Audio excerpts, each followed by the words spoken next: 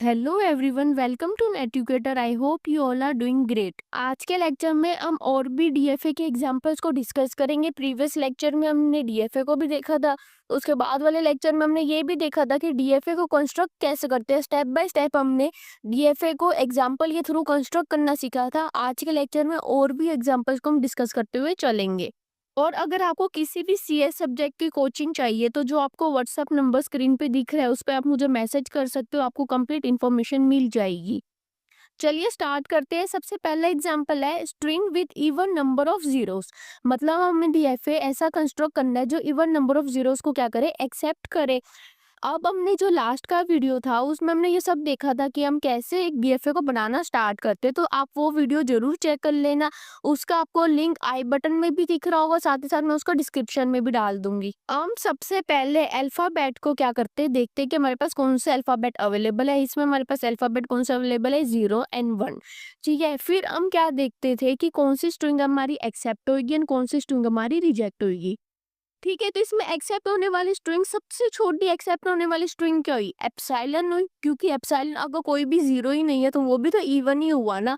अब इसमें और क्या इवन का कॉम्बिनेशन बन सकता है, या तो डबल जीरो आ जाए, ठीक है, या सिर्फ सिंगल वन आ जाए। अगर सिंगल वन आ गया, अगर कोई भी जीरो नहीं है तो वो भी तो इवन हो गया, क्योंकि जीरो नंबर भी तो क्या होता है, इवन ही होता है। 100 भी एक्सेप्टेबल है, 010 भी एक्सेप्टेबल है, 001 भी एक्सेप्टेबल है, 1010 भी एक्सेप्टेबल है, क्योंकि इन सारों में क्या है, इवन नंबर ऑफ जीरोस है। अब इसमें हमारे पास रिजेक्ट होने की कौन सी है, जैसे कि 10 हो गया, 01 हो गया, 1 3 टाइम्स 0 हो गया, या हमारे पास क्या हो गया, 3 टाइम्स 0 एंड 1 हो गया। तो ये हमारी कौन सी होगी, रिजेक्ट होने वाली स्ट्रिंग होगी, क्योंकि इसके अंदर जो नंबर ऑफ जीरोस है वो हमारे पास क्या है, ऑड है, उसके अंदर वो हमारे पास इवन नहीं है। वह जितनी भी एक्सेप्ट होने वाली स्ट्रिंग होनी चाहिए उनके अंदर हमारे पास क्या होना चाहिए, इवन नंबर ऑफ जीरोस होने चाहिए।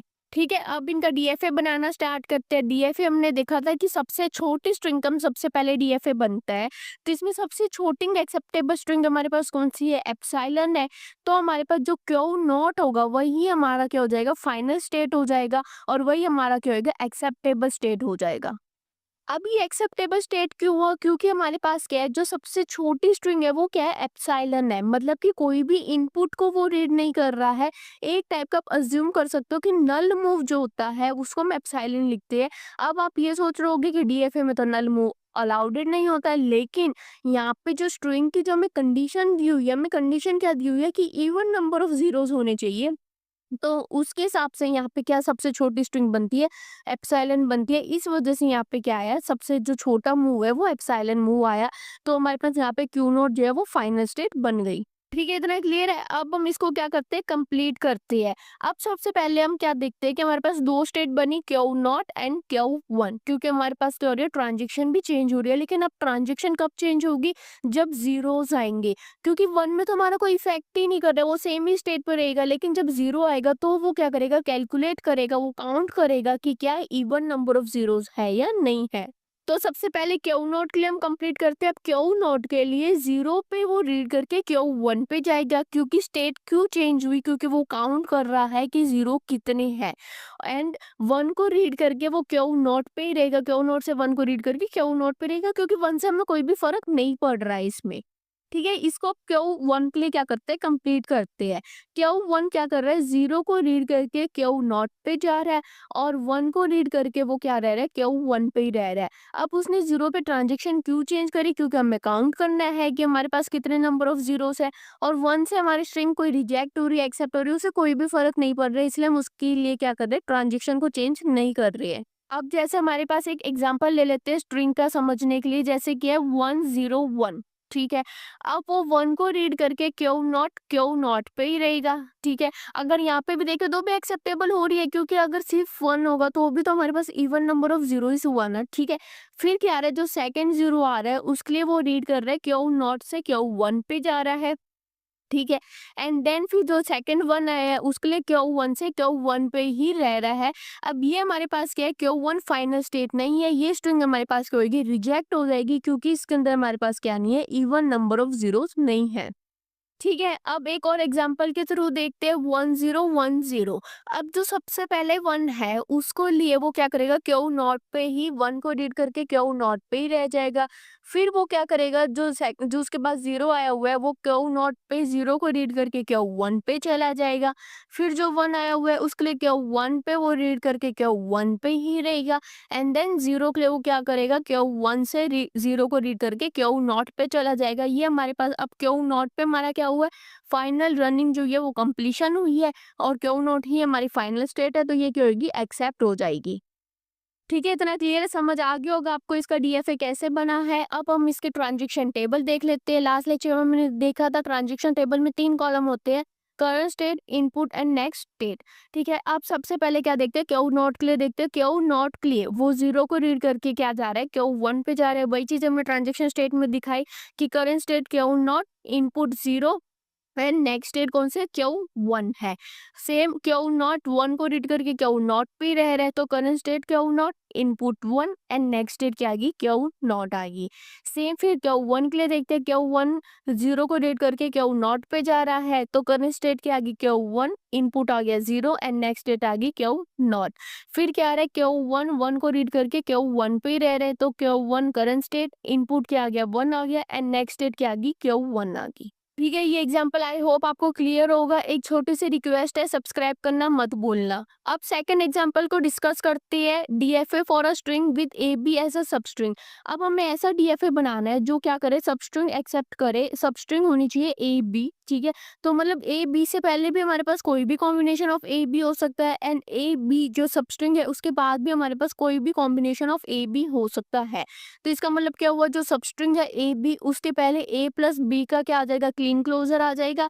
एंड ए बी जो सबस्ट्रिंग है उसके बाद भी हमारे पास क्या आएगा, ए प्लस बी का क्लीन क्लोजर आ जाएगा। अब हम क्या देखते हैं कि हमारे पास अवेलेबल अल्फाबेट क्या है, मतलब सेट ऑफ सिंबल कौन कौन सा अवेलेबल है, ए एंड बी हमको क्या हुआ है, दिया हुआ है। इसके थ्रू ही हमें क्या करना है, स्ट्रिंग जो एक्सेप्ट होगी या रिजेक्ट होगी उसको हमें बनाना है।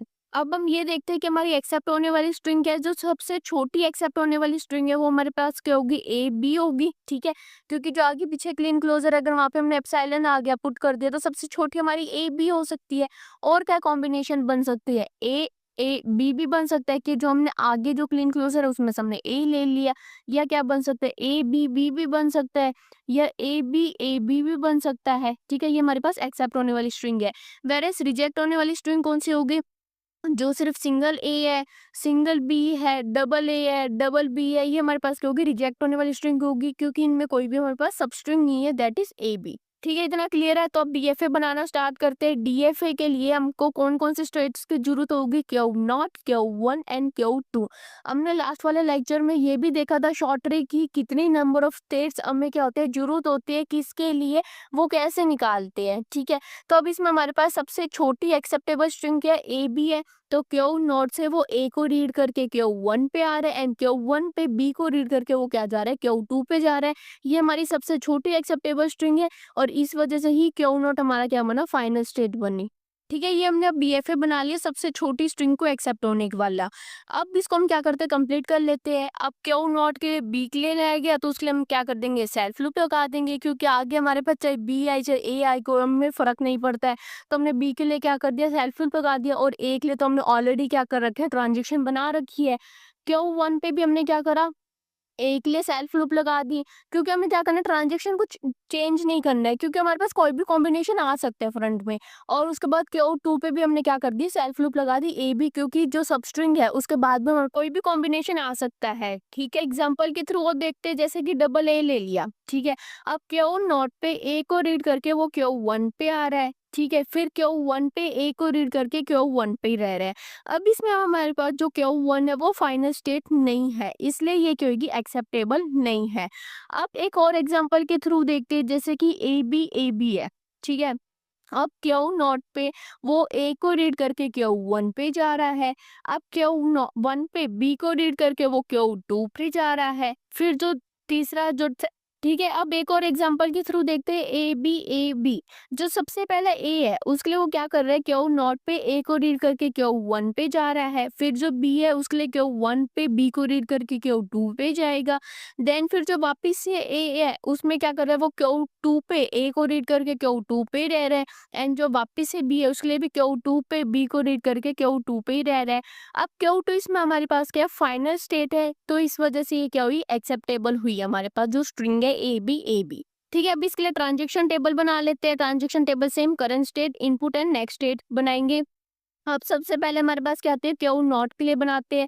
क्यू नॉट पे ए को रीड करके क्यू वन पे जा रहा है, वही लिखा हुआ है current state q nought input A and next state Q one. फिर क्यू नॉट बी को रीड करके क्यू नॉट पे रह रहा है, सेम वही लिखे हुए current state q nought input B and next state q nought. फिर क्यू वन के लिए देखते हैं, क्यू वन के लिए ए को रीड करके क्यू वन पे रह रहे हैं, वही लिखा हुआ है current state Q one input A and next state Q one. फिर क्यू वन पे बी को रीड करके क्यू टू पे जा रहा है, वही लिखा हुआ है current state Q one input B and next state Q two. फिर सेम क्यू टू के लिए भी हमने वही बनाई, क्यू टू ए बी को रीड करके क्यू टू पे ही रहेगा। ठीक है, इतना क्लियर होगा। अब एग्जांपल 3 देखते हैं, DFA for all binary string divisible by 3। अब इस केस में क्या होगा, जो हमारे पास रिमाइंडर है या तो 0 हो सकता है या 1, या हमारे पास क्या हो सकता है 2 हो सकता है। इससे ज्यादा तो हमारे पास रिमाइंडर जा ही नहीं सकते हैं। तो अगर हमारे पास रिमाइंडर क्या है 0 है तो क्यों नॉट स्टेट पे वो आना चाहिए। अगर 1 रिमाइंडर है तो क्यों 1 पे आना चाहिए, एंड रिमाइंडर अगर 2 है तो वो क्यों 2 स्टेट पे आना चाहिए। अब सबसे छोटी हमारे पास क्या बन सकती है, एक्सेप्टेबल स्ट्रिंग हम देखते हैं क्या बन सकती है। अब सबसे छोटी हमारे पास कौन सी स्ट्रिंग होगी, एप्सिलॉन। जो एम्प्टी स्ट्रिंग होगी वो उसमें हमारे पास क्या होगा, रिमाइंडर 0 आएगा, तो वो हमारे पास सबसे छोटी एक्सेप्टेबल स्ट्रिंग होगी। इसलिए हमने क्यू नोट को क्या कर दिया, फाइनल स्टेट यहाँ पे क्या है बना दिया है। इसमें हमारे पास टोटल स्टेट्स कौन कौन सी होगी, Q not Q one and Q two. ठीक है, अब सबसे पहले क्यू नॉट के लिए इसको कंप्लीट करते हैं। अब जब हमारा रिमाइंडर 0 आएगा तो वो क्यू नॉट पे ही आना चाहिए। ठीक है, तो सेल्फ लूप लगा दी। 1 आएगा तो क्यू नॉट से 1 पे चला जाएगा, क्यू 1 पे चला जाएगा।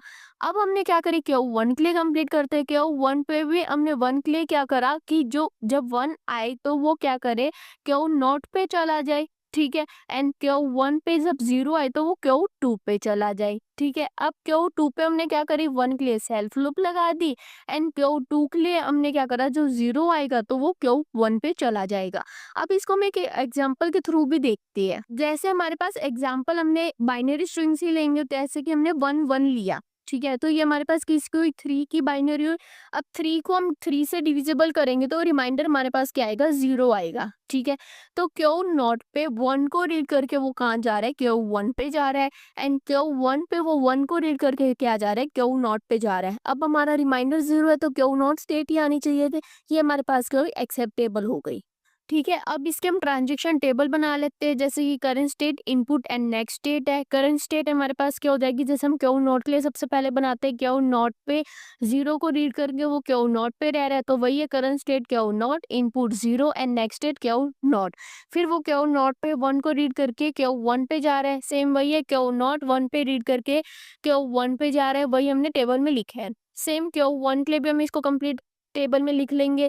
क्यू 1 के लिए 0 को रीड करके वो क्यू 2 पे जा रहा है, एंड क्यू 1 पे 1 को रीड करके वो क्यू नॉट पे जा रहा है, एंड सेम क्यू 2 के लिए 0 एंड 1 के लिए हमने क्या करा है कि 0 के लिए वो क्यू 1 पे जा रहा है, एंड 1 के लिए वो क्यू 2 पे जा रहा है। तो दोस्तों ये था आज का लेक्चर। आज के लेक्चर में हमने काफी इंपॉर्टेंट एग्जांपल्स को डिस्कस करा डीएफए के लिए। कल के लेक्चर में हम एनएफए को समझेंगे कि व्हाट इज एनएफए, एनएफए की क्या फॉर्म होती है, उसकी क्या प्रॉपर्टीज होती है, उसको हम कल डिस्कस करेंगे। अगर आपको किसी भी सीएस सब्जेक्ट की कोचिंग चाहिए तो जो आपको व्हाट्सएप नंबर स्क्रीन पे दिख रहा है उस पर आप मुझे मैसेज कर सकते हो, आपको कंप्लीट इन्फॉर्मेशन मिल जाएगी।